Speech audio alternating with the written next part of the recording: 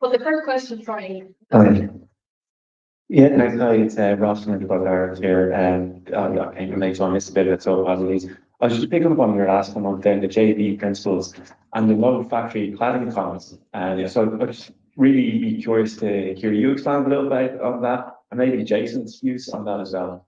Well, okay, I mean, that's specifically in relation to modular construction. So if you have if your factory can on a module, so and you're carrying it down a country road, you sorry, you've got trees, bushes backing off it, you know, cornering corners then not matching up or trying to join it on site can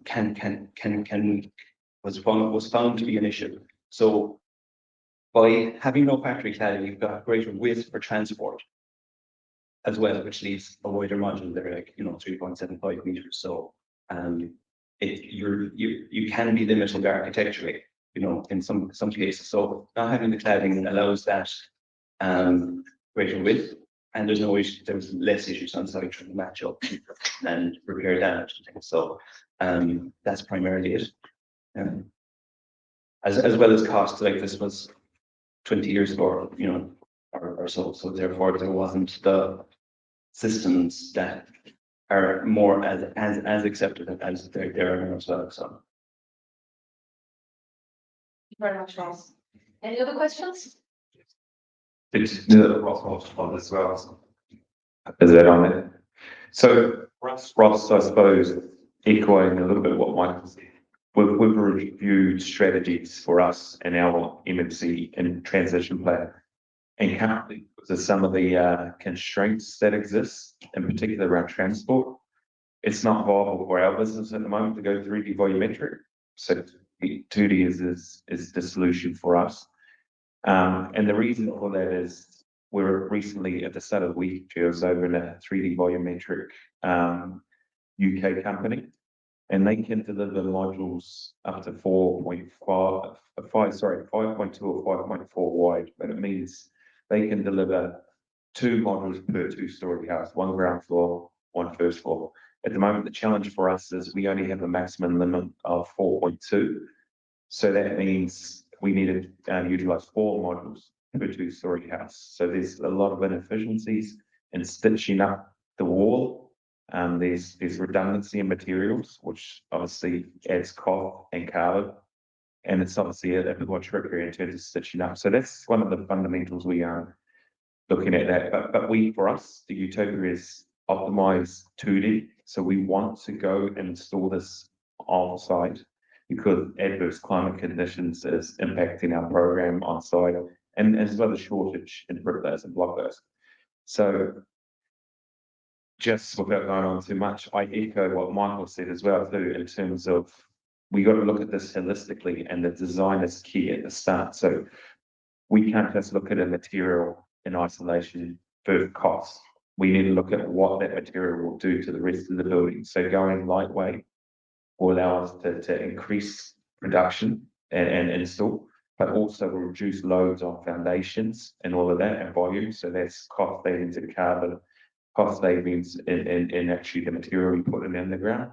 And then you open it up to more innovative foundation solutions, which traditional doesn't allow you to do that. That answers your question.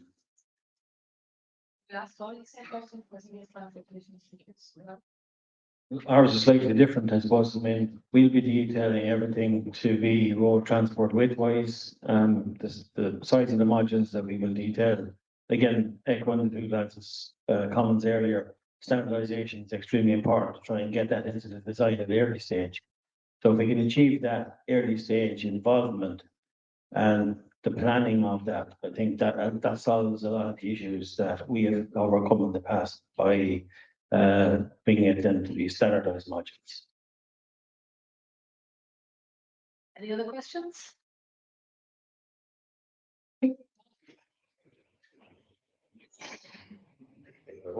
Jonathan from DIT here. So just a question for Tony, just in relation to the robots. I'd be curious to know, I suppose, the process to actually, put investment into a robot. What does that look like, and some of the factors to determine what sort of robotic technology you actually implement in your factory? 5 years of hardship. That's where it started. We were, I suppose, very engaged with the process in terms of trying to find solutions for two reasons. One was to remove the health and safety risk for welders.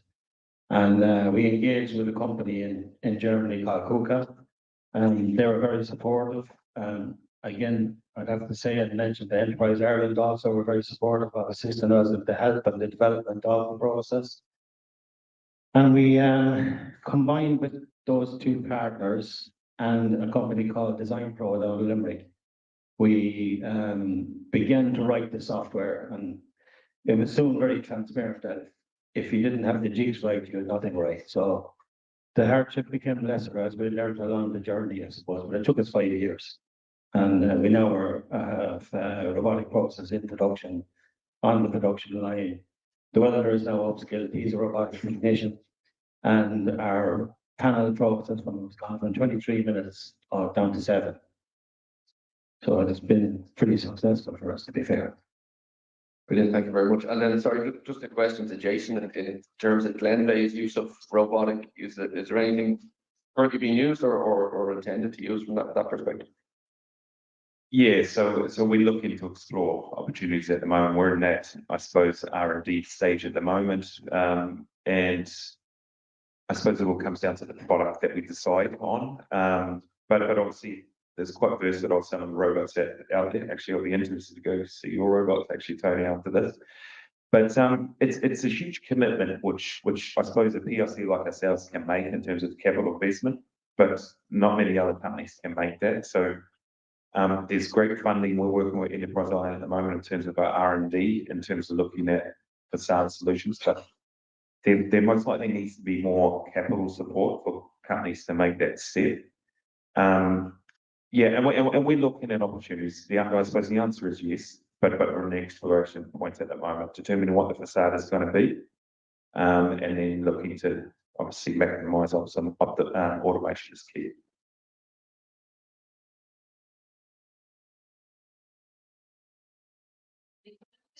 This gentleman here.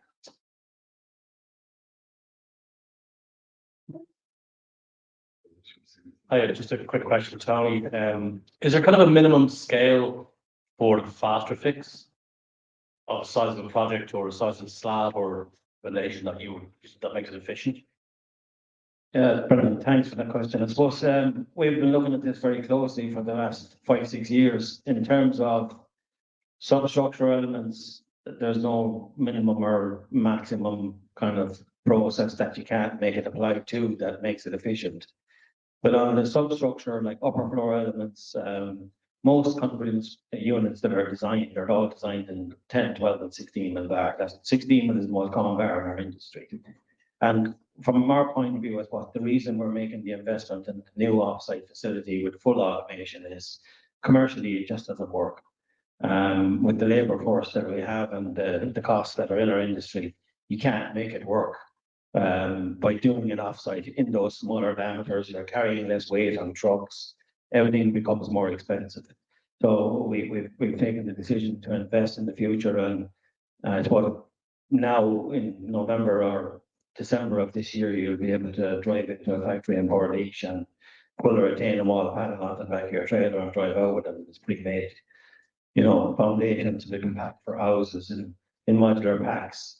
All of that will become we're trying to make it a standardized product.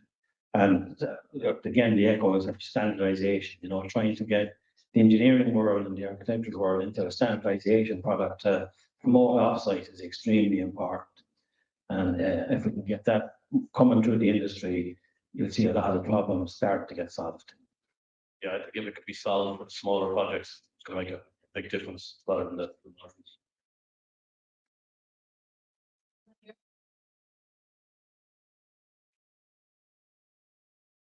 With yourself, Tony, for a second. Just comparing your solution to prefabricated concrete solutions, like you said there, for a retaining wall, where you're finding the rebar that would be in a retaining wall. How do you see yours comparing to where you could just buy a prefabricated retaining wall or certain elements that you'd see either in the substructure like that, or in the superstructure where it's precast panels? So for structural elements, basements of our residential units or basement car of a commercial building, or in most cases, the core of the fine will become precast because of speed. But commercially, I think, what we'll be able to provide is a solution for in situ concrete to match the speed and the commercial values of precast. And if you looked at building types in concrete, you probably would be able to say anything above a podium in precast is very efficient going forward, and below that in situ works. So the mix between substructure and superstructure will be focusing on delivering to precasters superstructure works or in situ elements called in, and below ground, let's say sidewalk down, we'll be focusing on delivering rebar from the situ products. It's more commercially viable. No, I was just thinking as well, you'd probably be able to supply the precast people with their meshes. Exactly. Yeah, that's exactly the focus. Yeah, you're dead right. Take advantage of being beside him here. And thanks very much. Great set of presentations, by the way. So I'm from UI and NetUse. I have a very general question for the panel and then a specific one for Michael. First one is, I think this is really terrific that we're looking at adopting modern methods of construction and improving the digitalization of the industry. It's important and essential for boosting productivity, and all those good points were made by yourself, Jason. And Glenveigh, we heard this morning, the max 2,700 units expected this year. And adding Cairn, we're probably up around 6,000 in total. But we need, according to Stephen Brennan and others, we need 50,000 units a year. So my question to the panel is, how do we change the culture? How do we, I mean, we know that 97% of firms in the industry employ less than 6 people. How do we encourage small, medium, and micro enterprises to come on board this journey? And given that there's a huge investment involved, we heard about this, need for strong pipeline. Most of these guys are building less than 50 units, and they'll do 50, and they'll sell them, and we'll do another 50. How do we encourage the industry? Because it won't work if only Cairn and Glenveigh are doing it, or the top layer. We need everybody on board here. So what needs to be done to change that culture and encourage the adoption across the industry at large? Because that's the only reason it will work. And the second question I think it was Michael who mentioned, one of the best ways to make it work is one of the things mentioned, the highly repetitive designs. Maybe a silly question, but how do you retain a workforce in a factory where you're doing the same thing all the time? And does that discourage people coming into the industry? Thank you. Yeah, okay, great question. We're an advocate that we need to be delivering a lot more than what's currently stated in Housing for All. I suppose to allow the industry to do that, first and foremost, we've got to look at the blockers and the constraints, which we've been highlighting quite a lot recently, to allow industries who are set up or companies who are set up like ourselves to deliver more. So an agile planning process is key to that. So smaller builders like ourselves can't just be still in planning for the length of time we are at the moment. And the government's gone some way to increase that, but the LRD is a far more sufficient process at the moment. And now there's some queries about the planning bill and if this will open ourselves up to more challenge or not.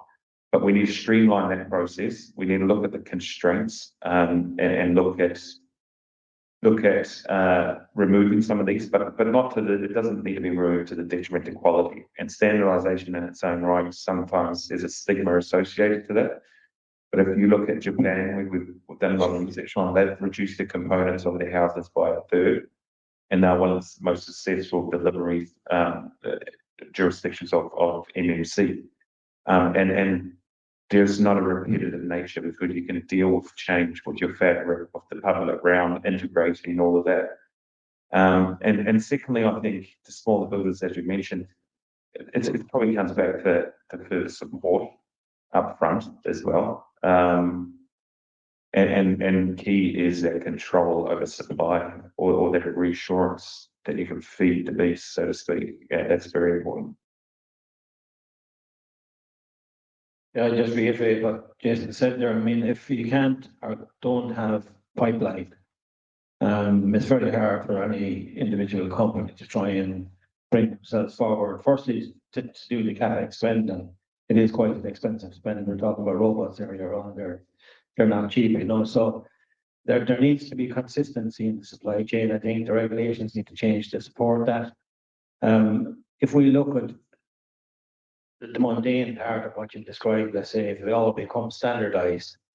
So if we look at any building anywhere, 85% of it is a square or rectangle, and externally it'll have its facades and curves and curvature. So the machine automation for the future will allow that activity to take place where the operator is actually managing the machine. He's not physically doing the physical mundane work. And his job is to watch the computers. So he now becomes a digitalization expert instead of an expert who is doing physical manual labor. That's where we see the industry going. I mean, you know, as I said, we're training people that are welders to be robotic technicians. We're bringing automation to the industry to try and make it more attractive for the youth to enter the industry. The last thing we want is to turn away from it. And I think the way digitalization has gone in the last 20 years and where it's going now, you know, a lot of the focus and construction activities in offsite will be actually the management of the factory tools and automation, and not the physical process. So you'd hope that that would become attractive to them because they're digitally born. Yeah. Yeah, thanks for those questions there. They're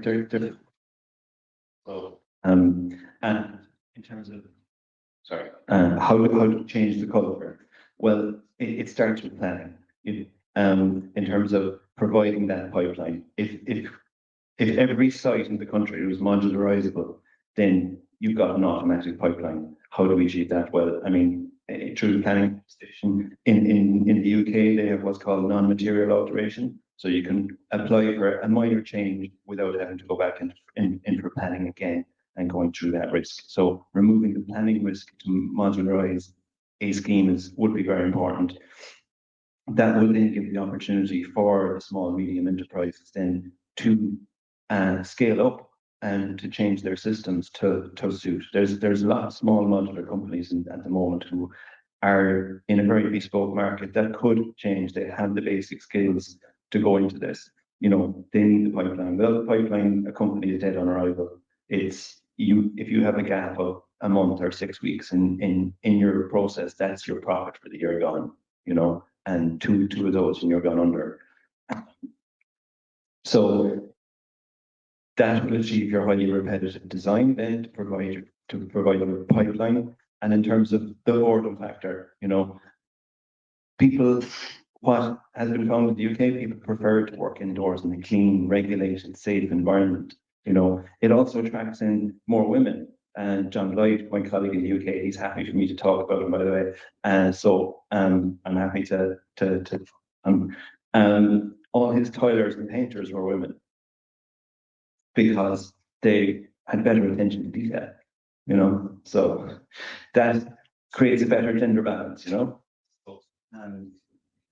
And in terms of, he was happy to take unskilled people, you know, train them up, let them become drywalling technicians after 2 or 3 years, then go out on their own, you know, and they're in the registered market. So it produces a pipeline of skilled people as well. You can take unskilled people, train them in a highly controlled environment, and then after 2 or 3 years, they're on their own, you know, and it has the potential to solve multiple problems at once.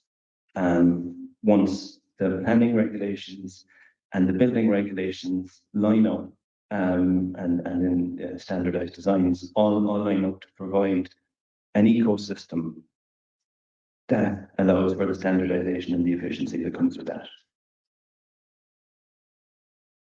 Any further questions? Yeah. Sorry, Oh, it's letting my arm. I'm on.